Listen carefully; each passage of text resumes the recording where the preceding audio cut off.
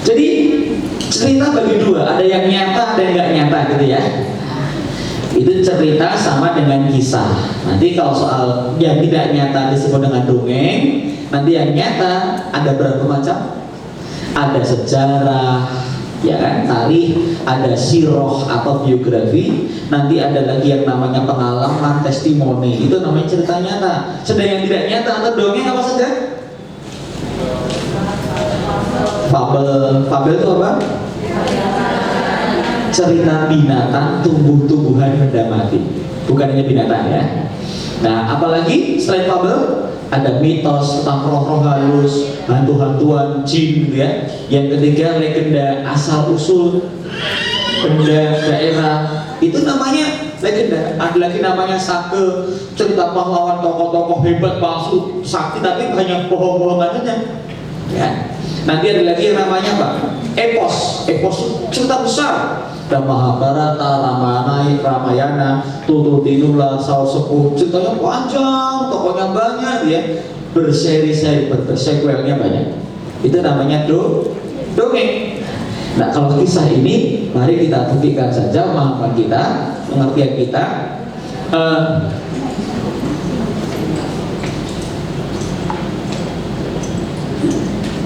Untuk ke arah kepada kisah-kisah Al-Quran, kisah Nabawiyah, dan sejarah gitu ya. Baik, kita mulai dari tentang teknik membuka ceritanya. Ini sudah bisa dongeng kan ya? Bisa berkisah kan? Belum. Jadi gambaran awal kami ketika menyampaikan ini, tapi Ibu Gusma banyak kan guru kan? Nah, berarti sudah biasa bercerita. Kita punya cerita, kemudian kita garap cerita itu untuk kemudian menjadi sebuah garapan yang keren, yang bagus, tinggal disampaikan pada anak-anak. Yang penting Anda ngerti bagaimana garapnya, sehingga menjadi sebuah cerita yang sudah dimastering, disempurnakan. Ibu di kamera kali ya? Ini nggak ngaruh pada kameranya, retak-retak itu.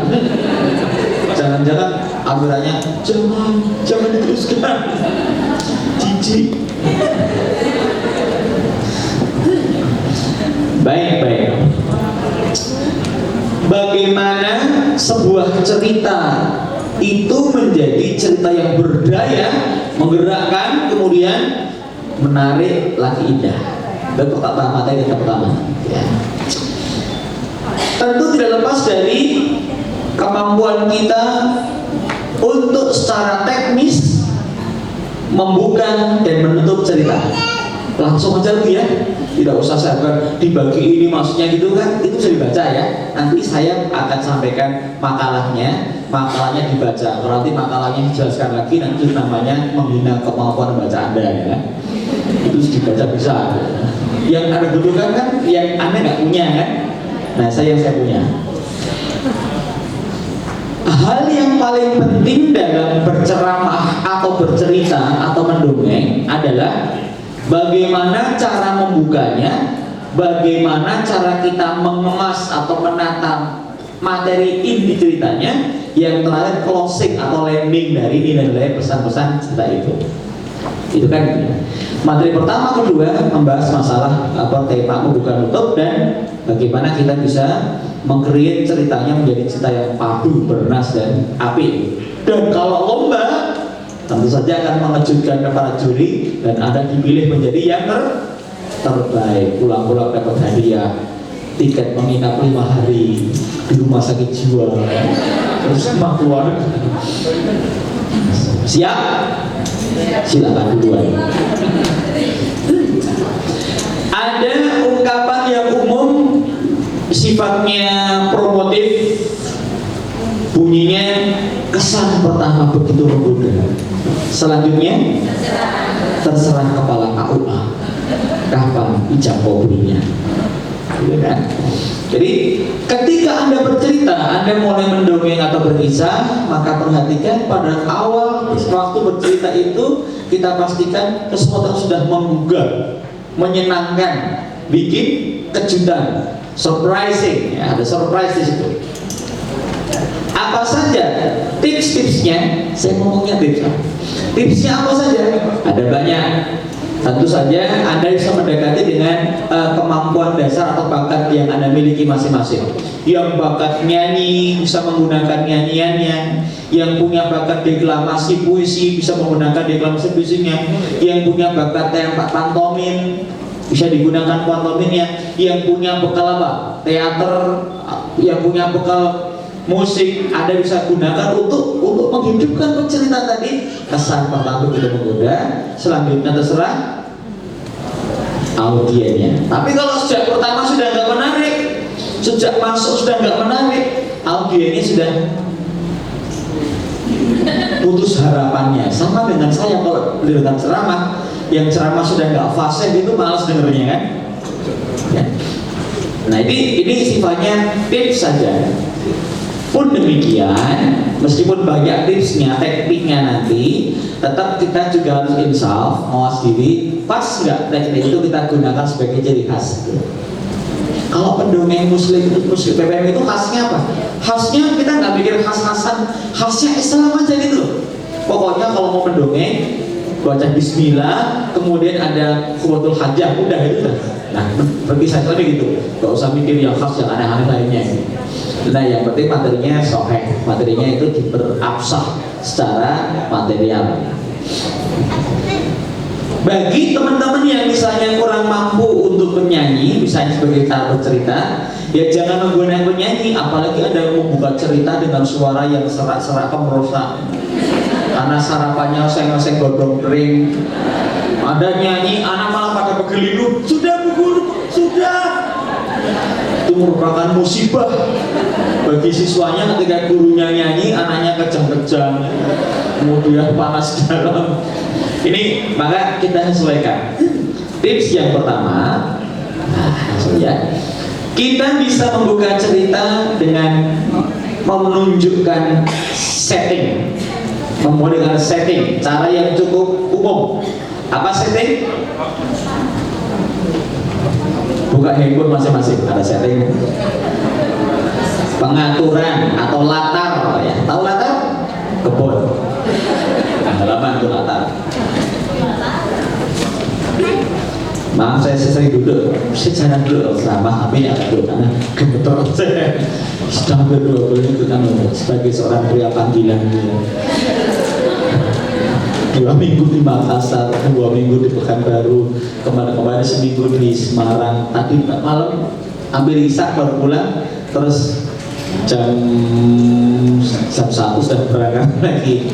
Di sini 2 hari dengan PMI, 5 hari dengan PPT Wafa, sampai dengan tanggal 24, 26 nya ke Jogja, 27, 28 itu ke Jakarta, PPI Surabaya Jakarta ya. Maklum pria panggilan gitu. Dengan latar ya settingnya. Setting itu ada 2. Setting ada 2. Ini penting bagi yang suka menulis juga ya. Tulisannya biar kalau Anda menggunakan teknik begitu ini nanti ya, tulisan Anda itu kayak dibaca kayak ngomong gitu. Kalau ngomong kayak orang tulis. Jadi bisa menggabungkan 2 kelebihan, tulis dan tutur. Setting yang pertama adalah setting tempat. Setting tempat. Latar tempat. Rajinnya nulis ya. Tolong tulis yang rapi ya. Nanti kumpulkan pinggir. Selesai kita adakan nilai dan pemesan buku. Latar tempat atau setting tempat. Contohnya bagaimana? Di tepi pantai. Tempatnya mana? Di lereng gunung, di hutan yang lebat, di dalam sebuah laci, dalam sebuah tas, misalkan ya, apalagi di gua yang sangat gelap. Apalagi bikin kata-kata. Jadi kalau kita ceritakan gak hanya settingnya pada suatu hari di sebuah desa yang aman makmur gitu kan ya. kajian mono-mono kuwi wae itu kayak orang melukis gunung dua, kemudian ada sawahnya, ada burung kelopak fotonya, mataharinya, awan, cuma gitu-gitu doang gitu ya, stereotip diulang-ulang. Nah, ini tidak hanya di desa, apalagi di sebuah kerajaan, apalagi di sebuah pesantren, ya, itu namanya setting tempat. Di dalam musola kecil tapi pasar, itu namanya setting tempat. Di atas kepala, di sela-sela rambut, para ketombe sedang berbincang dengan kutu-kutu yang gemuk. Wah, wangi ya jilbab biru. Induk semang kita. Iya, sayangnya masker hitamnya bau. Merasa nggak orangnya ya? Oh, baru merekam. Jadi saya juga ngomong spontan aja nih Bang. Jadi itu namanya adalah setting tempat. Ibu-ibu, apa sih mendongeng itu pakemnya? Pakemnya gini, what storytelling without imagination. Apa artinya storytelling mendongeng atau berkisah kalau nggak bikin imajinasi? Ya. Nah, bagaimana kita bisa sepakem itu dapat didapatkan? Maka dalam setiap setting atau dialog narasi adegannya harus detail. Saya ulang, cara bikin kita sesuai pakem mendongeng itu detail, dominan, tuturan kata yang membangun imajinasi. Definisinya kan menyampaikan cerita dengan tutur kata, membangun imajinasi, itu definisi dari storytelling atau mendongeng atau bercerita. Jadi pakemnya kita ngomong, omongan kita bikin imajinasi. Kalau enggak, itu namanya belum mendongeng, belum berkisah dengan baik. Kalau nanti yang dominannya adalah gerak-gerik, namanya pantomim kan, sama ceritanya gerak-gerik dominan. Kalau gerak banyak nyanyinya, namanya opera. Kalau banyak actingnya, namanya monolog teater tunggal, gitu kan? Kalau banyak syairnya, deklamasi puisi sama-sama bercerita itu, tapi dominasi, ya, teknik dominannya apa? Imajinasinya atau geraknya, ekspresinya. Nah, kalau mendongeng itu dominan tutur katanya, bikin kita imajinasi. Kita tempatkan pada setting ini. Contoh, kembali di tepi pantai. Saya ngomong begitu, Anda langsung tergambar ya. Nah, tapi tidak hanya di situ.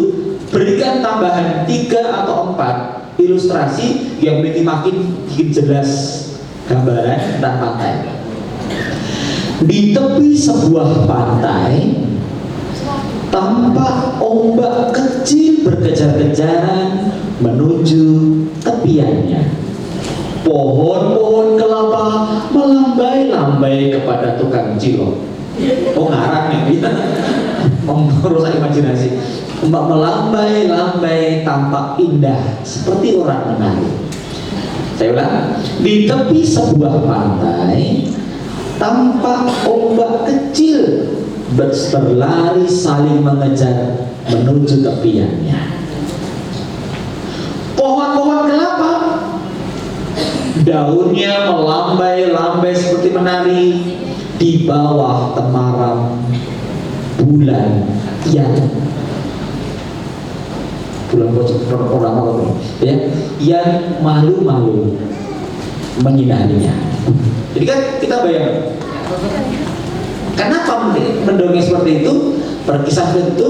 Karena nikmatnya bercerita atau storytelling itu adalah ketika orang mendengarkan kata-kata kita, kemudian terbangun imajinasinya. Filmnya itu beda-beda. Saya ngomong begitu, ibu dengannya terbayang pantai Kelayar, Pacitan. Ibu bayangkan pantai Kenjeran. Ibu bayangkan lain lagi ya, mungkin di Kuta. Ibu mana lagi? Pantai mana? Parangtritis ya. Anda punya bayangan beda-beda.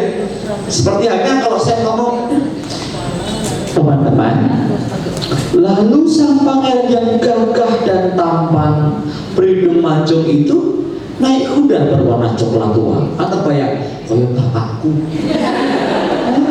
Kayak Om Marcos kayak Dia hentak kudanya, kuda berlari sangat cepat, di kakinya menimbulkan percikan-percikan api dan debu yang sangat tebal. Pedang diangkat berkilau-kilau di tempat sinar matahari. 40 perampok dengan wajah pucat ketakutan lari tunggang langkah. Saya ngomong gitu kan, filmnya muncul ya. Kalau ada sang pangeran gagah tanpa naik kuda, cuma nonton dari imajinasi, itu bukan storytelling. Paling karena mengatakan, wow umat, paling tiba-tiba. Kalau storytelling itu ya munculnya kemunculan kakeknya, sang kakek datang.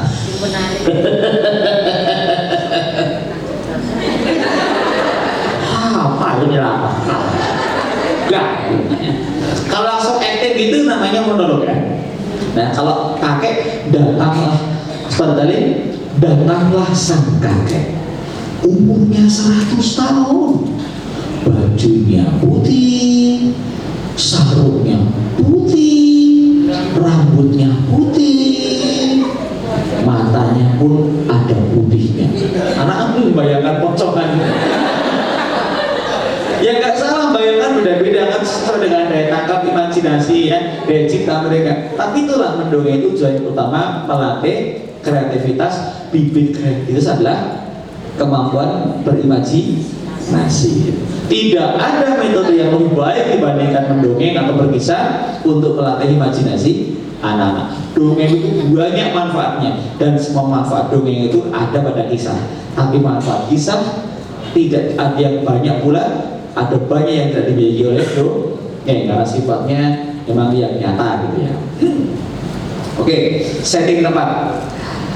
Misalnya di dalam sebuah gua yang gelap 70 meter di bawah permukaan tanah, seorang anak terjebak di dalam gua yang sangat gelap.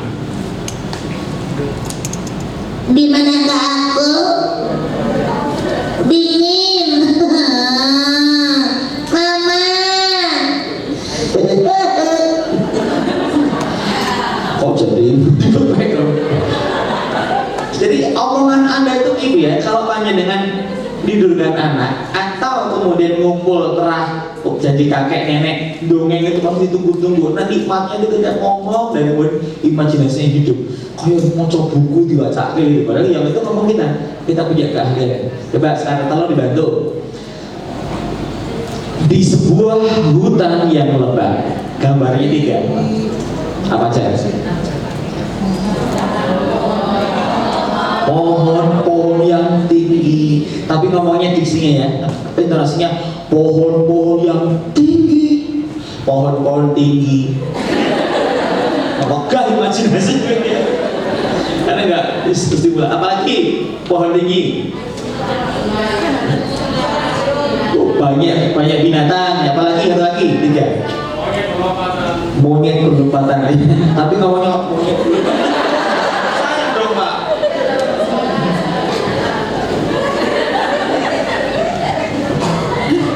Ulangi ya. Di sebuah hutan yang lebat, pohon-pohon yang tinggi, banyak binatang buas, monyet-monyet berlompatan. Udah puas kan? Ada kan orang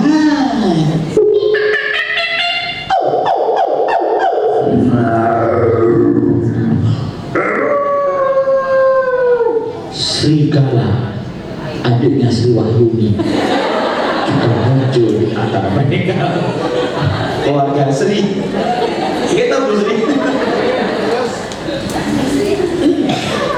Nah ini kalau di masjid, apa yang gambar Anda?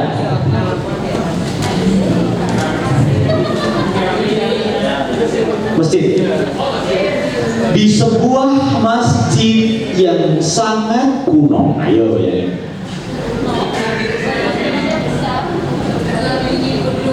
Terdengar bunyi beduk.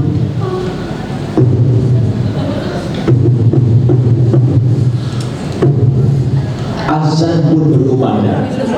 Awal akbar, awal akbar. Mbah Badri. Nah kalau masjid kuno gitu ya, kalau Masjid Al Akbar.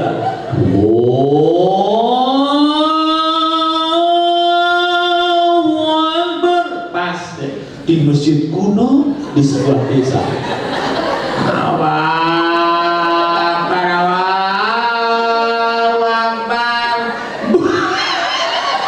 Pas. Karena nggak terawat.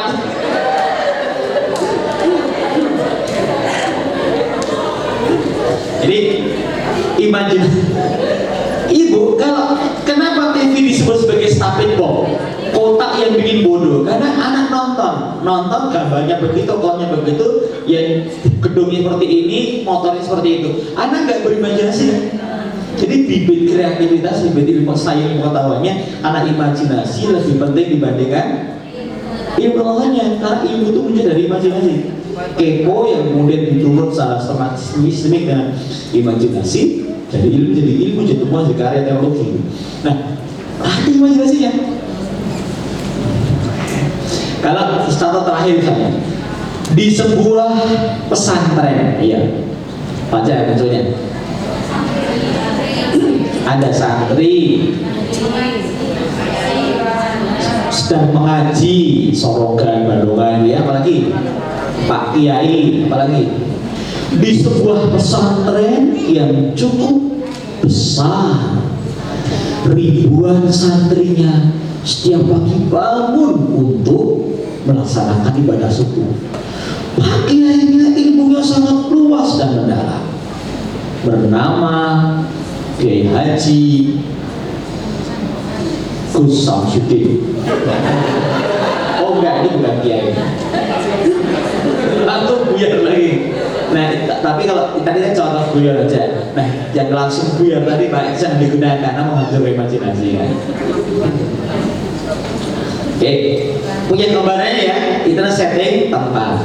Nah, kalau dongeng, kalau Anda bisa ini berkisah utamanya, tetapi dongeng nggak boleh. Ada cerita Islam, itu cerita yang ada dalam Islam, di Quran, di hadis, ditarik, cerita Islam jelas ada kan, include. Ada cerita Islami, ceritanya di Quran nggak ada, hadis nggak ada, tapi kemudian memang dibuat untuk muatan dakwah keislaman. Tenggelamnya kapal Van der Wijk, apalagi di bawah naungan Ka'bah, ayat-ayat cinta, yang baru ayat azab itu. Gila. Jadi itu cerita dibikin untuk menyampaikan isi-isi atau nilai-nilai ajaran agama Islam. Ada yang cerita Islamisasi, ceritanya nggak Islami tapi dikasih color, kasih contoh ilustrasi yang itu menunjukkan Islam ya. Misalnya ya, di sebuah desa yang aman dan damai,